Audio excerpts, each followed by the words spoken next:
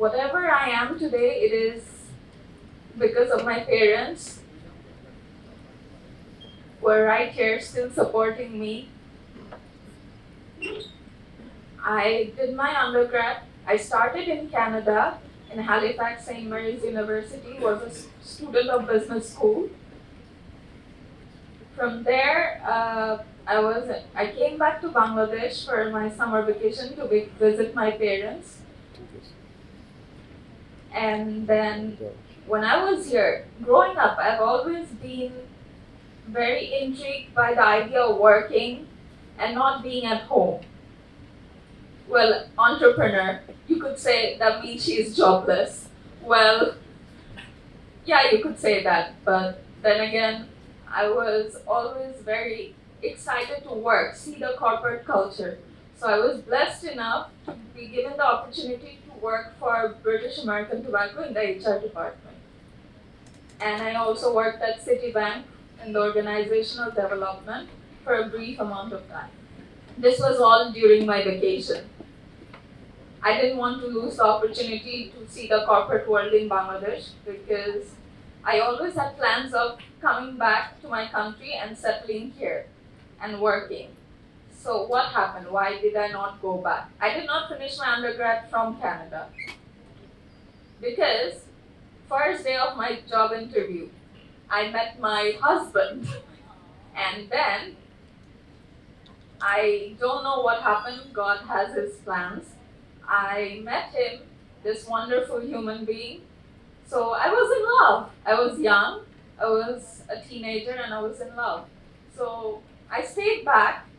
I remember him, well, we would be on Skype. Back then we had Skype. So I talked to him and he was like, why don't you just come back and be here? Well, I couldn't because I had my education to pursue. But then again, Bangladesh has universities as well. Why not come here and finish undergrad from here? I remember the first time when I met my mother-in-law, she was a very progressive lady. She said, finish your undergrad, go finish and come back and then get married to her. I remember my husband staring at his mom and being like, no. So, but then I decided to study here. So I moved back from Canada to Bangladesh. I finished my undergrad from IUB. When I was coming back, I wanted to do a credit transfer. So when I went to the registrar's office, they were like, "Kon deshe jaben?" "Jabo na ashbo." I remembered the man looking at me, being surprised. He's like, "I see students always willing to go abroad. Why are you coming back?" Of course, I couldn't tell him the actual reason. I was like, I have my personal reasons. Then what happened? Okay, so I was bedridden almost 2 years. So what happened to me was I was having my first baby. So I had a C-section, fair enough. I was very excited. The night of 10th May. I had my child on 11th May 2019. So on 10th May, I remember I was actually getting ready. I did my nails, I did my hair. I was like, when I have a baby, I want my baby to look at me and think like, oh, mom is pretty. So I remember going to the operation theater. I had a C-section.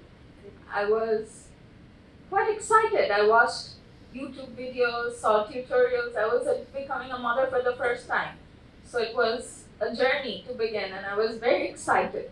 I would watch how to swaddle a child, how to shower a child. I remember packing my suitcase, being all excited.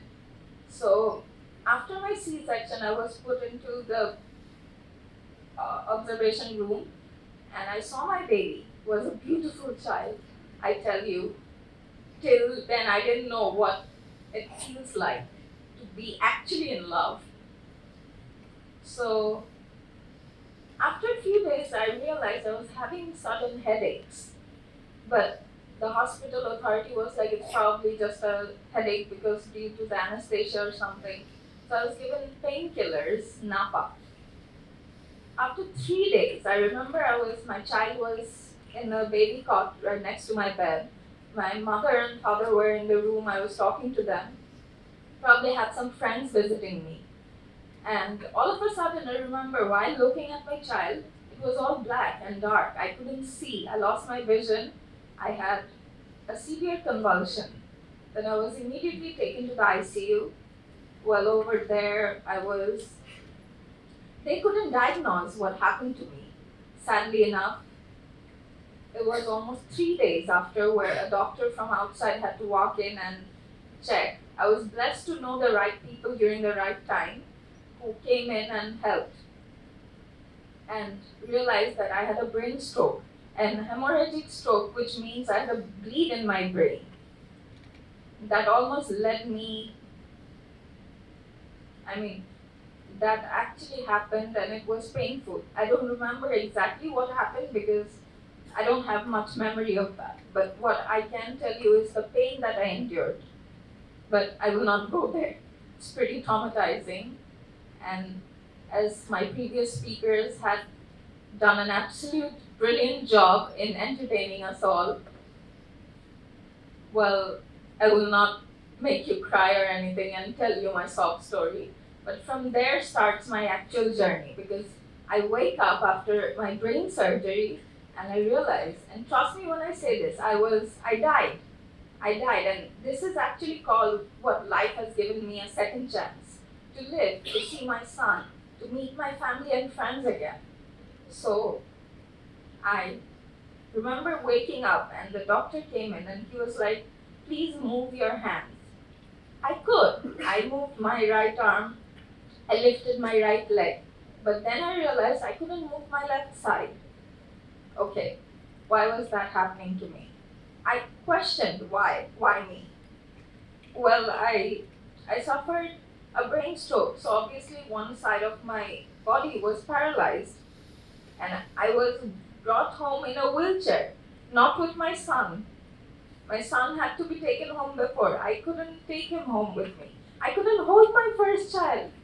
That happened. But then again, my support system was so strong that even lying in bed for 2 years, I thought about it, that I have a life. I have to live. And of course, it wasn't all me. Wouldn't have done it without my wonderful husband, who has always been there by my side, supporting me, loving me, and looking after me. So from there, my journey till date as an entrepreneur. So prior to my accident, I've told you a bit about my university life, where I have been through several training programs. I was a student ambassador back in my university, also a residence officer, which is almost like a security guard. So yeah, I've been there. I've been through huge amounts of training.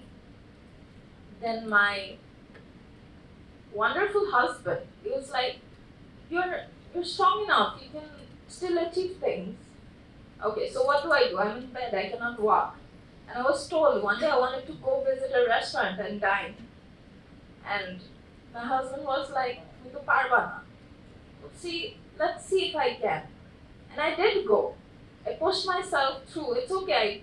There are 2 steps. I'll try and take it. And I did. I've been to the restaurant of Dine. So prior to my accident, I was the owner of 2 restaurants based in Gulshan and Bonani.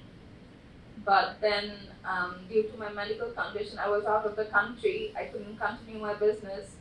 So I had sought healthcare from Singapore, who actually helped me a lot. My doctors had a wonderful team of rehabilitation center who actually helped me through the process of recovery. And then I came back, so I went for job interviews. I was like, I cannot sit at home, I want to work. I want to make use of my time. So I went in and I gave my interview, but then again, I'm disabled. Who would hire me, right? So I will not take any names. I will not even take the name of the hospital or anything, because that is irrelevant to me. Now I moved past that. But then in my interview, I had a wonderful interview, because usually interviews now, it's not more than 10 to 15 minutes. I remember giving an interview for more than half an hour. It was a very nice conversation. So I thought maybe I got the job. But then I realized because I don't fit in all the positions, I was weak. I had paralysis. I cannot work with both arms. That's all right. I come home. I was told this. Then my mother-in-law came in, and she's such a progressive mother-in-law. Others would have said, why you need to work? You have a baby. Just stay home and take care, look after your child. So she was like, you know what? Also my father, he's a teacher. He said, you know what? You do business. I'm like, do I have the capacity to run a business? So I challenged myself. I was like, okay, I'll make a business proposal. I'll go forward with it. And then I did. So right now I'm working on my project of opening another cafe in the near future. Hopefully, once it's done, I hope to see you all at some point at my restaurant. It has been a wonderful journey, but it was never about me. It was always about the people who have supported me. My wonderful husband, my mother, my Abu, and everyone. My child. I remember something that stuck with me forever was when I was in Singapore, I was crying on a wheelchair. I was like, the hospital had old people. I was probably the youngest, and I'm like, what am I doing here? When you look around, you're like, they're all old, they're sick. But no, health, anything can happen with your health at any point in life. But moving with the trauma, you accept it gracefully and you move forward. That is the challenge in life. And I've accepted it. And so the doctor came up to me and I was crying. She's like, why are you crying? I'm like, I don't want to be here. I don't want to be in a wheelchair. I want to go home. I want to play with my child, be with my family. I'm abroad. I mean, when I'm abroad, when I'm traveling, I want to go to malls. I want to explore. I couldn't. So the doctor was like, you know what? You have a baby. You're lucky that you're alive because the baby doesn't have to know what you did as a mother. The baby knows that this is mom and she's alive. I can see her. So to me, that was it. That stuck with me till date.